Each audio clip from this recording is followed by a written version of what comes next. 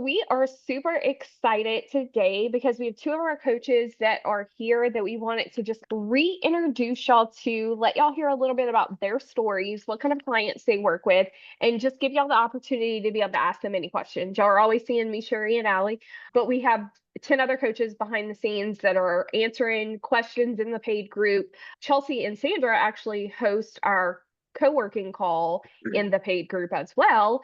And then they do one-to-ones. So there's so many options to be able to have interactions with the coaches and everything. So we just want y'all to get to know, see their faces, know who they are, know who else is behind the scenes. If y'all want to just give a little background on what your experience was previous to starting your bookkeeping business, did you have bookkeeping experience, and how long you've been doing this, and just a little bit about your story. You want to go first, Chelsea? Sure. I apologize if you hear my husband talking in the background. He's on a call too. So I had very minimal kind of bookkeeping experience sort of thing. Like I have an associate's in business, so we had accounting classes for that. And I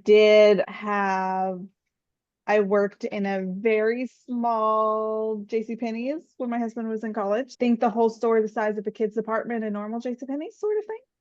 Oh, wow. Yeah.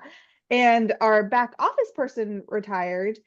So they needed someone to come do that manual, count the money, enter the checks, make sure everything is on the checks. So the very manual sort of beginning of bookkeeping sort of thing. And I really liked that. But past that, I didn't have too much experience until I finally decided to start my business and got the training from a lot of these great coaches and took off from there. I started my business in September of 2020. I was doing home daycare at the same time. So I had, between my kids and the daycare kids, I had 5 kids. So I did a lot of my work during nap time. And I did a lot of my marketing from my phone. If I could sit there while they were playing and do it on my phone, that was my sort of thing. And any calls or anything I did during nap time, all the work during nap time so I opened my business September of 2020. And by I think April of 21 is when I stopped doing babysitting. So then I just had my kids at home, and I was making well over what I was making with babysitting by that time with just my bookkeeping. But that was my birthday gift because April's my birthday. So it was my birthday gift to stop babysitting, because babysitting made me stuck at home. Like I couldn't take my daughter to preschool. My husband had to take her, and then my brother-in-law had to bring her home because I couldn't get out of the house. So very long hours with not much pay. I make at least 4 times that much myself awesome. right now, and I have 2 employees that I also pay. But yeah, I think that sounds about right. My timeline was like I opened September 2020. I didn't get a very many clients before January. I had one client that paid all my expenses sort of thing. But then once January hit, I like Everybody came looking exploded. at Yeah, check I like them. exploded that first year. I want to say if I go back and compare my numbers between that first year, and I was like 200% more or something. Like Yeah, I remember you signed a ton of clients at one time that year. And I mean, you had a few waves of signing a bunch of clients because yeah, you've done some promotions around like the time of opening your business and things like yeah, that happened to you, and that's brought in tons of yeah. like I an usually influx do of. some kind of like promo sort of thing for my anniversary, which happens to fall a good time for extension taxes being September. And then I always do a promo for my birthday in April, which is also Tax end of time. tax time, but they just happen to fall in good times. So those are when I do my 2 promos for the year. But Perfect. did I miss anything? I think that was the biggest thing, obviously, with what when you started in your timeline, now is the time if you want to get started to start and to start promoting, obviously, because of the timeline with tax season coming up and getting your name out there and all the things. So you did Yeah. a lot. How did you grow your business? Mostly social media, correct? Yes. I would talk to anyone. I did a lot of even coffee chats virtually during nap time. Like I talked to anyone who would let me talk to me, sort of thing, because then they could tell other people about me too. But yeah, I did most of my growth through social media, mostly Facebook, where I joined groups, I joined networking groups. And the key with that one is finding ones that aren't spammy, ones that are networking groups. Unfortunately, you don't always know that till you're inside the group. And then I friended people and I chatted to them on Messenger, but I was also very careful not to be too salesy because everyone will just shut you out if you're too salesy. So I would just talk about whatever and then let them know I was a bookkeeper if they needed me. And sometimes they need me, sometimes they don't. Sometimes they knew someone who did. I got at least one or two clients where like they didn't need me, but they knew someone, or they didn't need me, but their wife needed me. They Yeah, you so never know who knows somebody or who somebody may know. So definitely don't write them off as a yeah. potential or knowing somebody. And the more people that know you, everyone wants to help when someone, do you know an accountant? Do you know a bookkeeper? And they want to be able to tag someone. So if they know you and they're able to tag you, that's good. Even if they don't need you, I started getting like tags from people. Like maybe I didn't see the post, even though if I was in the group, but they would tag me and be like, yeah, I can help. Yep. Yep, And if definitely. multiple people tag you, then it always looks good to the person recommending. They're like, oh, multiple people are recommending this person. Yep, exactly. Yeah, that goes a long way for sure. Does anybody have any specific questions for Chelsea? I can definitely keep asking you questions, but we want to make sure y'all are getting information that y'all would like to know about her and her growing her business. Tell them a little bit, Chelsea, I guess, about what industries you work with as far as coaching in the group and stuff. I know there's a lot, you've been doing it for so long now that there's a lot that you can help with, but like specifically, I guess, a little bit of those things. I call it my specialty, not my niche, because I'll help a lot of different industries, but my specialty is in real estate and real estate investors. Real estate investors definitely have some nuances to needing to know to do with their books. So probably about half my clients are real estate people, and I've got all the different kinds. I've got flippers, I've got short-term or long-term rentals. I've had wholesalers, all the kinds of different real estate. I even have some agents. Agents are pretty simple, but that's definitely my specialty. But otherwise, I have all kinds of different, or very range of on my other side of clients. I tend to do a lot of service-based clients. So I have an editor. She edited like resumes and all this sort of thing. She was my littlest client. She's actually on maternity leave right now, so I'm not even doing her books because nothing's happening. Um, and I've got like fencers, like a fencing guy, plumbers, restoration, a lot of trades people, sort of thing. But yeah, real estate's definitely my specialty to help with. I've even done a webinar about it for us before. Yep. Yep, most definitely. Would you say, because I know one thing a lot of people in the beginning get hung up on is feeling like they have to niche down and like they have to have a specific industry. Do you feel like did you start out with that as far as real estate? Was that helpful for you? Do you feel like it's necessary in the beginning? Fully niche down because I always said I'll help almost anyone. I don't do nonprofit and I don't do cannabis. I will tell people, I'm like, my team doesn't have training for that, but I'll help almost anyone. But definitely with the joining networking groups, it helped, like focusing on the real estate, because I joined like real estate specific, like real estate investor specific, even for my area groups. And even though I couldn't post in that group because I'm not a real estate investor. I was there in case they needed any questions, and I friended them and reached out to them. And that's how I even got some of my just service space, because they were in that group for the same reasons. I think that's how I got my like fencing guy. He was just starting a fencing Awesome. company, but he was in those groups to help the investors, sort of thing. It definitely helped as far as that, like knowing to find those specific groups to join that aren't at just people spamming, sort of thing. So it definitely helped with that part.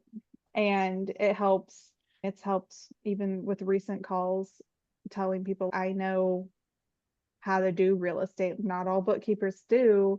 I've had to fix clients whose last year books were not done correctly, sort of thing. So having that knowledge has definitely helped there. Off. We have a couple of questions. Let's see. Jennifer wants your contact information. She has a friend who needs a bookkeeper.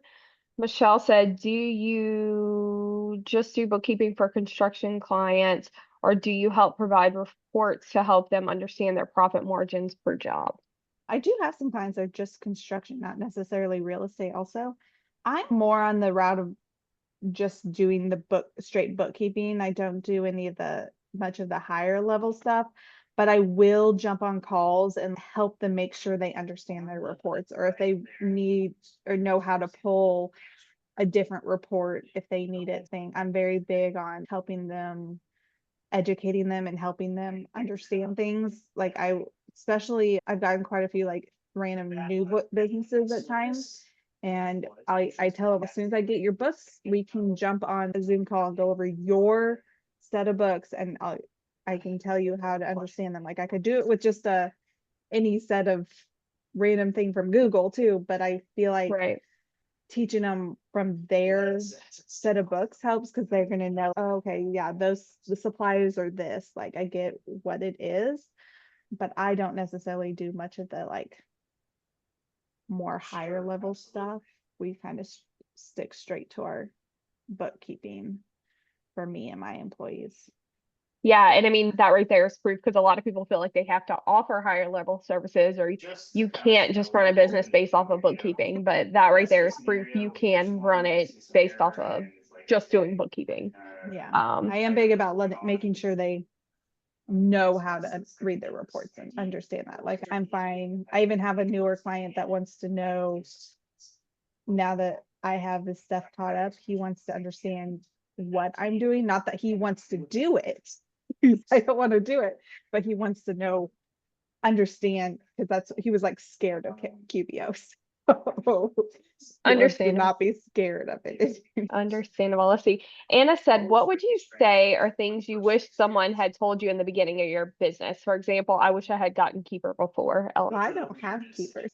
I just use Listio. Keeper came around when I already had 40 or 50 clients, so it was going to be like a big chunk of my income if I switched. If you start off like with Keeper at the beginning, you can build it into your price. But getting your workflows down is really important. And it's always a learning curve. It's even been a learning curve as my employees knowing like what they're going to work on, what I'm going to work on. But I'm very big on, we touch certain clients on Mondays, we touch certain clients on Tuesdays. And that way we don't ever forget anyone. We don't forget anything, because we're doing the same thing every week. And I write a lot of things down so I don't forget.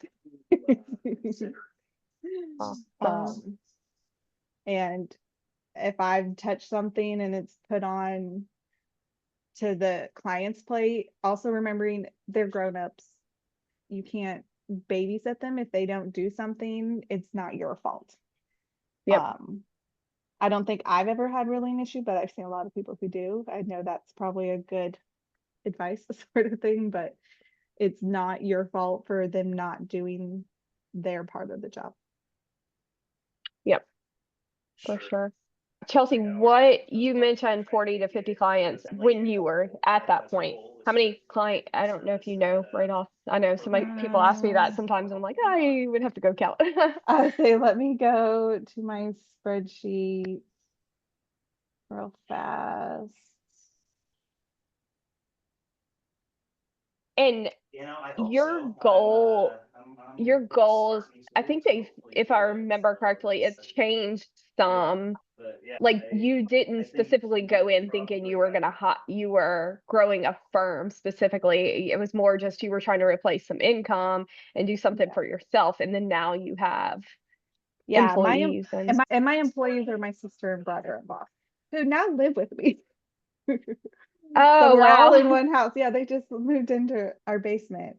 Not Oh, because awesome. they couldn't afford somewhere, it's a whole different situation. Yeah, But they're saving up to buy a house. But so awesome.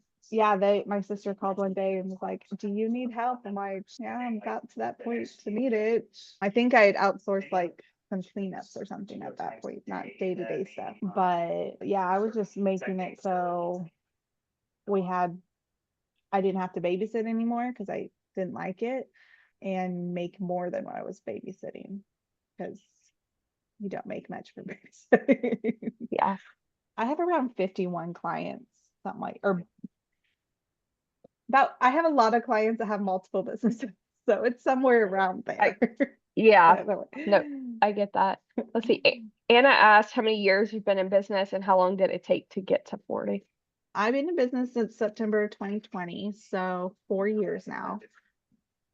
How long did it take me to get to 40? I want to say probably a couple years at least. The last year and a half or 2 years, I've been very much, I get a new client or two and I lose a new client or two. I've had a lot of clients have to close their doors, or they've just gotten smaller and can't afford me any, just with the economy. I take a lot of the little guys, so that's happened to me a lot recently. But I want to say I went from in 2021 having just that one client to probably having 20 by the end of that year. Because I had a big growth in 2021, and then but in 2023, 2024, it's been a lot, very much like I get when I don't know what, it's something with the economy, but and I'm gonna and tell you, 95% of the time it's not my fault. we've been talking about that because I've been hearing a lot of people say, and we're at that same point. Like you came in an election, you started your business in an election year. So I started in 2019, but it was COVID and all the things. So it's hard to judge, did it Yeah, affect my business any or whatever? But like looking back now, you can see this year in an election year, it did affect a lot of businesses. And that's all I kept hearing and hearing a lot of people say, okay, once the election's over with, people are going to be ready to spend money again. But almost like hearing you say 2021, your business blew up, it almost sounds like that may be 100% it true really because that's did what blow up happened, that you know? year. And I had 34 clients by the end of 2021, and I went into 2021 with one. Wow, that's So awesome. yeah, I have different tabs on my like spreadsheet that I make sure payments actually go through. Awesome. Cynthia asks, how do you sell or value yourself? I keep losing at that base. How do you sell or value yourself? I mean, I let them know that I know a big thing I stress in my BNI group when I do do my presentations is bookkeeping is not their money making activity. If they're taking hours to do bookkeeping, that's hours they're not making money, or they're not spending time with their family. One of those two sort of thing. And hiring a bookkeeper like us, it's going to be so much cheaper than hiring someone part-time or full-time just to do that in the business sort of thing. The big stress point I did with my last presentation with BNI is your bookkeeping's not your money making. I even told them I know bookkeepers who outsource their own books because that's not their money. They know how to do it. I'm not one of those people. I do my books whenever I get pressured with someone else's books. Right. Cynthia, we could definitely talk to you like in a lot of detail about that if you were interested as it's like one-to-ones or whatever, if you have some examples and try to see pinpoint where exactly you feel like you're losing them, but definitely circle back to whatever their pain points are and stuff. But if you have some examples or want to get some examples, like we could definitely go into some more detail. Maybe that's a good podcast topic, even, Allie. Let's see. Anna said, how do you juggle doing the work with all those clients? So I do have 2 employees. They do a lot of the day-to-day stuff, but the way we structure it, and even the way I structured it when I was doing a lot of the day-to-day stuff, is we set certain clients for every day. So we have certain clients that are Monday people, certain clients that are Tuesday people. And sometimes when I'm like talking to people, we do figure out like what day is the best for them. Oh, in the office on Wednesdays. Okay, we'll make you a Tuesday person so that we can ask you any questions and you can answer them when you're in the office Wednesday. And I do tell them, like, if there's a holiday or something, you're going to get squished. You're still going to get touched. But that way, like, we're not bombarding it. All of them we have to touch everyone every day. We have a group of people. These are our daily people. We have to update coding their transactions for the week that day. When we're doing reconciling, then we do it either that day, or we also have a makeup day on Fridays. So we have all our clients we touch Monday through Thursday, and then makeup day Friday. If we're reconciling, we might reconcile them all on Friday. Just depends how the week has gone, sort of thing. But that has helped our workflow a lot, that we have people for certain days, and it helps like when your work is done. Like, I think my sister and brother-in-law, I think they got their Thursday people done pretty quick because they've already gone to the grocery store today too. So That's awesome. Yep. but yeah, that's how. Awesome. And then Anna said, and Chelsea and Sandra may be able to answer this because I know, Sandra, you do BNIs as well. How do you prepare for BNI? I know nothing about them, and just connect it with someone who's part of one and invited me to join. Your day-to-day BNI, you're not going to be doing more than a 30-second, hi, this is my business. If you have a specific one for a type of business or type of thing you want, they'll go through everyone. You'll see how it's done before they'll have a visitor do it. And as far as like a presentation, they're not going to ask you to do like a 10-minute presentation until you've joined. And that's part of they train you. They train you on how to do presentations. They train you all about BNI, and by the time you get through the mentoring BNI program, you've seen quite a few presentations, so you know what your particular group's kind of expecting for a presentation, because every group might be a little bit different. And my BNI even goes through phases where we'll get very detailed. This is what we offer presentations, and then we'll get into fun game presentations. Like, we go in phases things. So anything to add, Sandra, to that? Yes, Sandra, I don't know if you have anything you want to add to that, and we can go ahead and get you to do like a little intro on yourself as well. But if you want to touch on that first, I don't know if there's anything else, or if Chelsea. I'll touch on that after, because Perfect. I have a lot to say about BNI. Okay, awesome. All right, tell us a little bit about your background and how long you've been in business and your story. Okay, so I have been doing accounting and bookkeeping since my early 20s. So for about 30 years now. That's pretty much what I've been doing, is accounting and bookkeeping. Awesome. I've worked in various different accounting fields. I worked when we lived in California, I worked for a gentleman that had 4 businesses, and I did all the bookkeeping for them. So I knew how to juggle multiple businesses in doing that sort of work. But then when we moved to Arizona, I had to have a job before I could leave California. So I just took any job I could. And literally, I took a job making $10 an hour just so I can get an accounting job. It was the craziest thing. It had been so long since I made $10 an hour. But my husband told me that if you want to move with me to our new house in Arizona, you had to have a job. So I'm like, okay, fine, I'll get a job. Then we lost my husband a month later, and I'm like making this $10 an hour. And I'm like, how on earth am I going to pay the mortgage on my house? How am I going to just live? So I had to come up with another plan. So I went to work for another company, and I absolutely hated it. I worked in their accounting. I was their accounts receivable clerk, and it was just miserable. But I stayed for 2 years, got some more exposure, and then I was like, I just can't do this anymore. So I quit and decided I was going to change career fields completely and I became a flight attendant. So I was a flight attendant for a year, and that was like the most incredible job, but I never saw my family. I was always gone. So, okay, I can't do this. So I went back to that miserable company and I was there a year. And then the kids were like, you need to do something different. You're just not happy. And I came across something to start your bookkeeping business. And I figured I couldn't do it. Then one day I decided I could do it and I did it. And then that's when I met Megan and that's when I met Chelsea. And that's a whole nother kind of thing. But I started my business in March of 2021 and I quit my job in June of 2021. When I started my Awesome. business, the influx of clients that I got made it a reality that I literally quit my job 3 months later. BNI was the most beneficial thing that I ever joined, and I highly recommend it. It is pricey.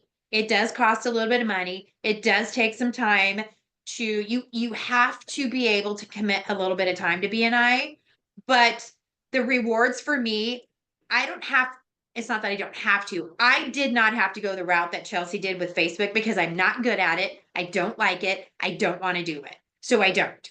But I have literally built my business on my BNI referrals.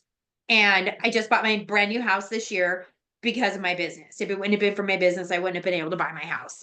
I've always dreamed of buying a brand new build house, and that was one of my things. So I was able to accomplish that this year. And my other dream was I wanted to be in Europe every 6 months. I'm in Europe sometimes 3 times a year. And this last year, I went to Europe and I was there for 4 weeks. I barely worked while I was there. Intermittently, because I have payroll to run for some clients, but my workload was I passed it off to other people.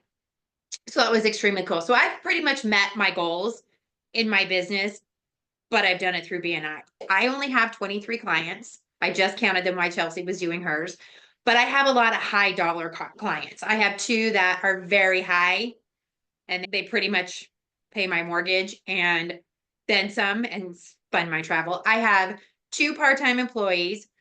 They only work 2 to 3 hours a week, 5 days a week. And then I have one daughter that takes care of one client because that's her baby. And then I have another daughter that works for me. She helps me do special projects. I'm doing a special project for a client right now where we're pretty much redoing all of 2024 because they wanted a brand new QuickBooks. So we're like, okay.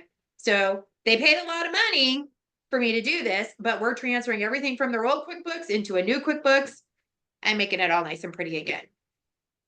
Not really sure why he wanted to do this, but that's not for me to decide. You're going to pay me. I'm going to do it. Exactly. If you want to pay me to do it, I'll do it. Okay, you want to pay me what? 5 figures to do this? Okay, not mine. I do have a lot of little clients. I don't have a niche because to me, and a lot of people feel differently, it's boring. I like variety. I want to work on a bunch of different people's stuff. It's a challenge for me to be able to work on numerous people's stuff of different industries. The one big client that we're redoing is QuickBooks. He is a entertainment person and he provides acts on cruise ships, Princess, Norwegian, Carnival, all of those. So if you go on a Carnival cruise, one of those acts could be one of my clients. Then he does land acts where he does venues and stuff. So we deal in euros, British pounds, sterlings, US dollars. We do all of that. And then I have the plumbers and the HVAC guys, and I have a car collision company. They have 4 clients or 4 locations. And it seems like my clients are building businesses, so we keep building more for them. One client, we're starting her 5th business. Another client, I'm doing a 2nd business for him. So that's how my clients are building. I have the same clients, they're just adding on more and more businesses. But so yeah, that's the way I've built my business. And I've never really wanted a whole lot of clients. I just wanted to be able to set my own schedule and not have to set an alarm and not work for awful people who just want more and more, but they pay you less and less while they're making more and more. Kind of got over that really quick, especially here in Arizona. That just seems to be the trend. But Oh no. so it's been very profitable and very well. And I absolutely love what I do. I've been doing it forever. Yeah, totally life changing. I love watching your pictures and everything of all your trips all over and everything. So It's so fun. much fun. I We're the whole bet. family. I'm taking the whole family, my kids, their spouses, and their children and grandparents on the other side. We're all going to Aruba next June for one big gigantic family vacation. We're all so excited.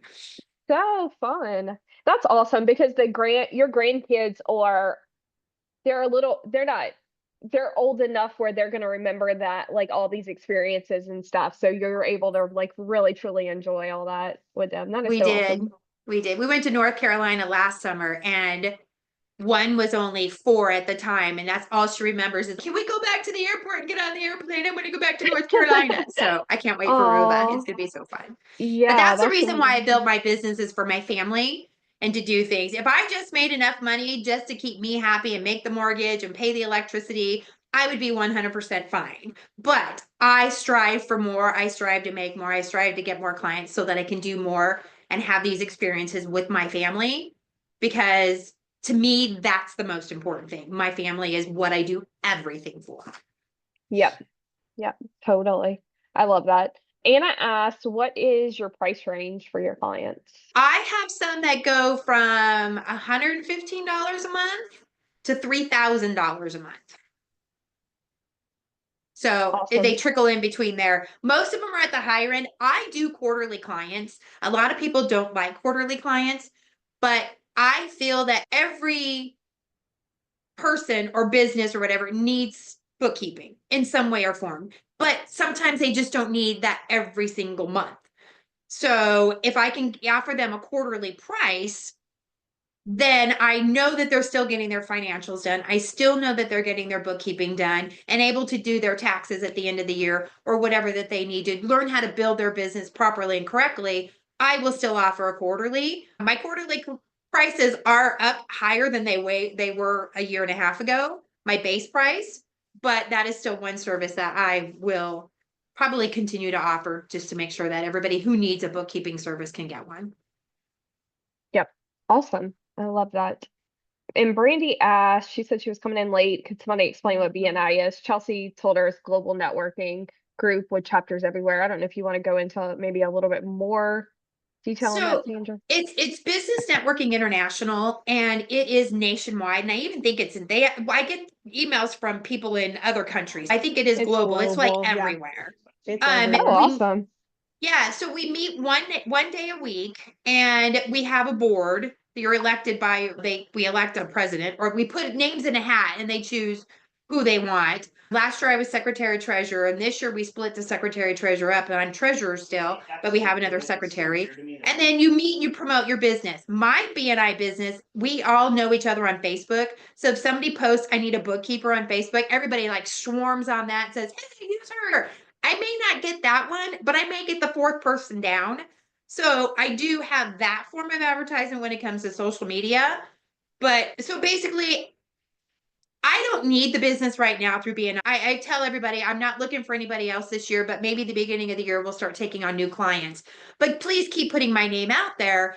But I go to be around like-minded people. These people I go around, they're all with the same goal. They want to build their business. They want to get their name out there. I don't know anybody in Arizona but my kids. I work from home. I don't get out a lot. So I haven't really built a friendship base, which I'm focused on work and my travel, so I don't really care.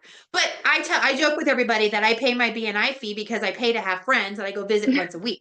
And tonight we're going to happy hour, so I'm going to go hang out with my friends that I pay for to go network and get some one-to-ones.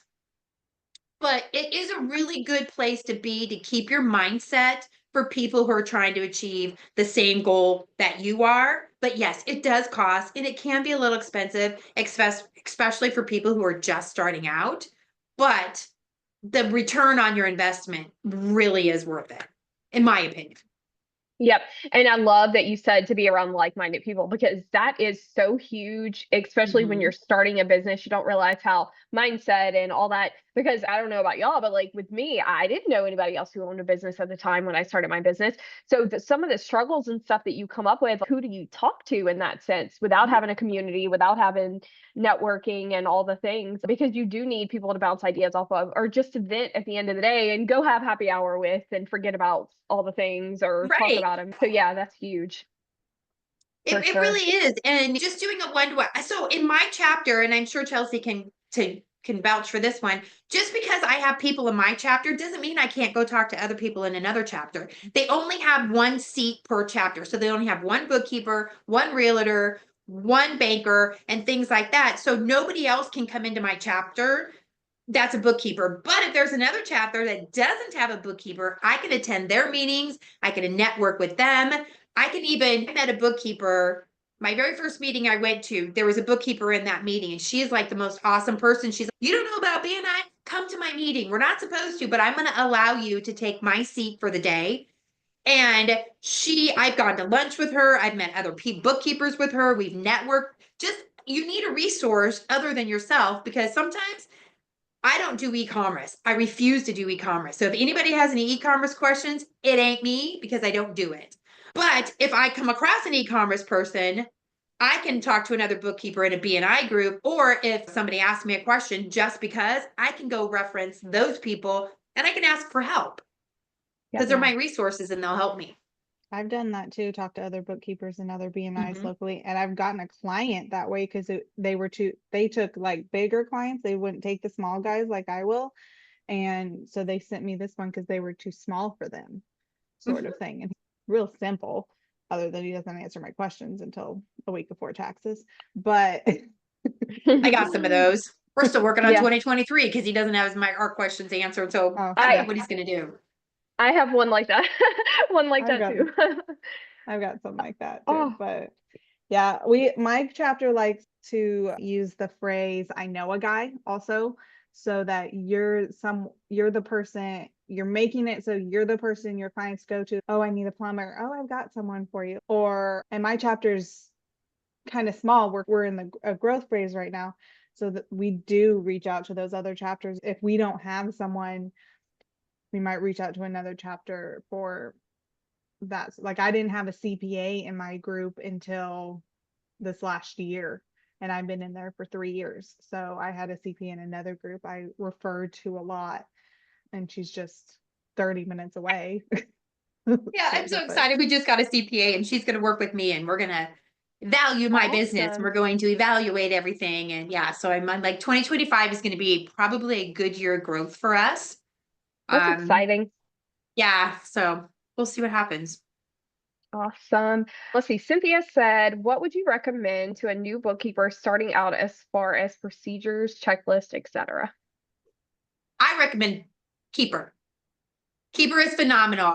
My contractor lives in Illinois, and that's how I monitor what she's doing. And the new person that I just hired, I'm training her heavy in Keeper too, because I told her I can monitor and watch what you're doing. I can see what we need to review, where you are in the close of the books, what tasks you have out. I think I'm going to start using Liscio because my email is just out of control. So I got to start diving into that. But my issue when I very first started, and I scrambled a lot and it was very disorganized, is procedures. Get those down Yep. while you're little before you have a growth spurt, because you're going to have an influx of clients and you're just going to be floundering.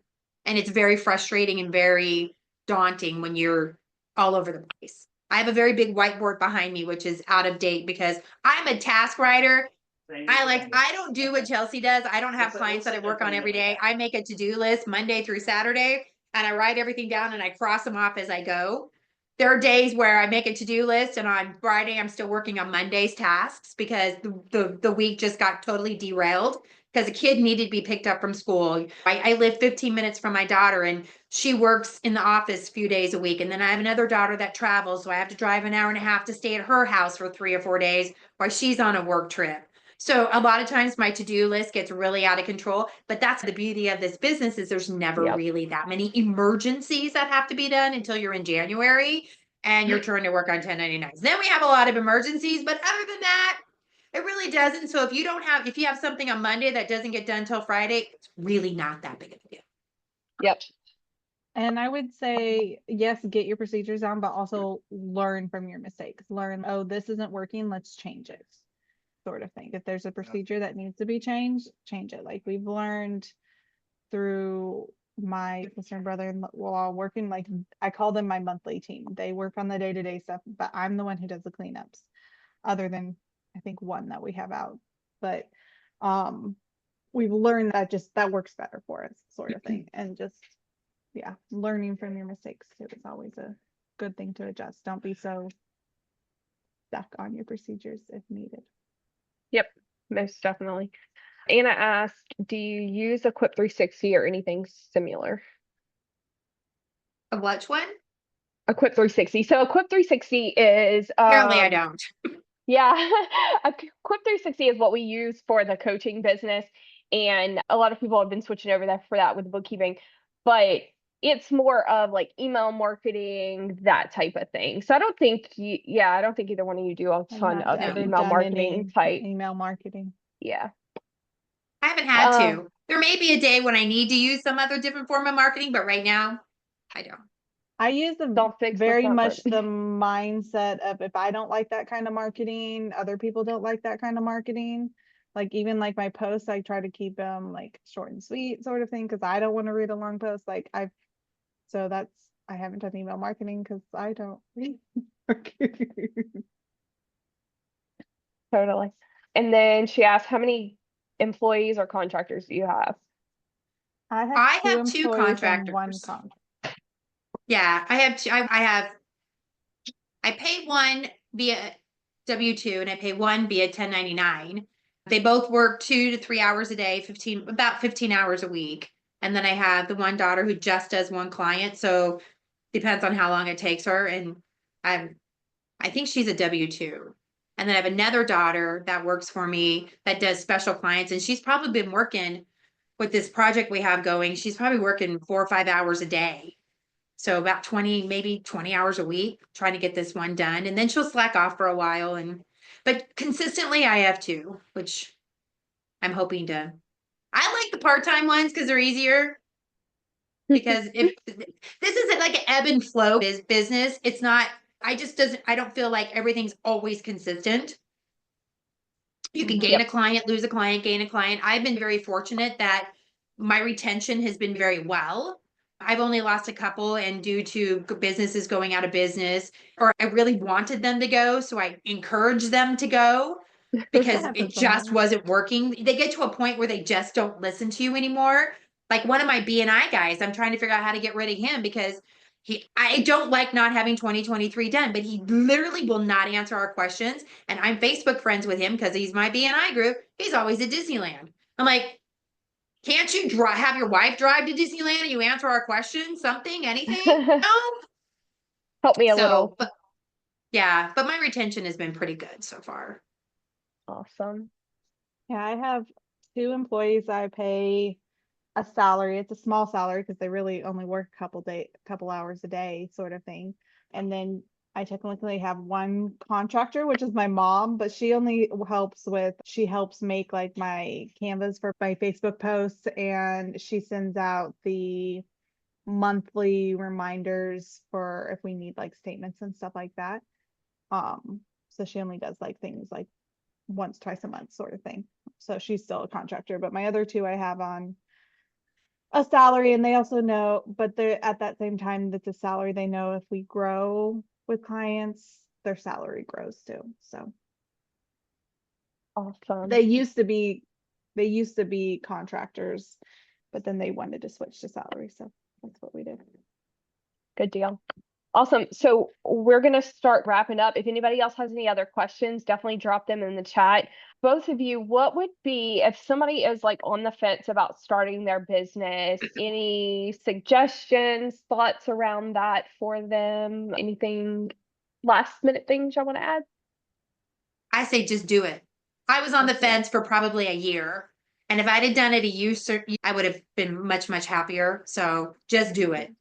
Yeah, just do it and know that you have our support here in a ton of different ways of needing it too. Like we have just the one-on-ones you could buy, or you have the monthly program that we have different levels of the monthly program too. So Utilize the just do calls it. too, the Monday and the Thursdays. Utilize the calls because we're there to answer questions, even just to talk, even just if you need to just talk. It's like the water cooler at an office. Just we get to know each other on a personal level. We talk about life, we talk about families, we talk about our day. If we had there's times that I feel like I'm in a slump and I'm like, oh my gosh. So I'll just text Megan and Megan, I'm just having a bad day. I'm just in a lull. I'm just like stuck. Just things like that. Yeah. It's been a long time since I've had to do that though. Yeah, it has. But it's saying that we've been in, all three of us have been in our business for several years now, and we still go to each other for things because it's so helpful to have somebody else who can relate and understand and has been there or And understands the situations. I use that as a selling point for clients too. I'm like, I'm in a Definitely. group that if I don't know something, I have all these other bookkeepers that can answer something. So I even use that as a selling point with my potential I people. have a client that does flips and that she's wanting to add that to our list of things that she has us doing. And I've never done flips. So I'm texting Chelsea, how do I do flips? Yep. You never know because there's always like an end. Yes, Allie. I read that and said what it said. There's always an industry that maybe you've never worked with or a situation that comes up that you've never came across. We don't know everything. We really don't. Exactly. But we have someone who may know what we don't. Yep. Yep. Yep. Most definitely. All right. So if y'all are interested in joining us, we have our doors open right now for our Premier program. Now's the time to get in on all of that. If you want to hop on a call and chat more about it, we can definitely do that. We have our calendar open for sales calls. Or if you just want to join us, the Premier program has unlimited one-to-ones. You get access to the co-working calls that Chelsea and Sandra were just chatting about. You get access to the paid Facebook group where you will see all the coaches in there answering questions, and we have a CPA in there as well. We also have Voxer access to me, Sherry, and Allie, where you get to ask any questions in there that you might have and need an answer. Maybe you don't need a one-to-one for, and then you get access to our course to be able to, from start to finish, start and run a successful bookkeeping business. Feel free to post, comment if y'all have questions. All right. Y'all have an awesome week, and we look forward to seeing y'all next week. Thank y'all so much, Chelsea and Sandra, for coming today. I appreciate it. Bye. Bye, guys.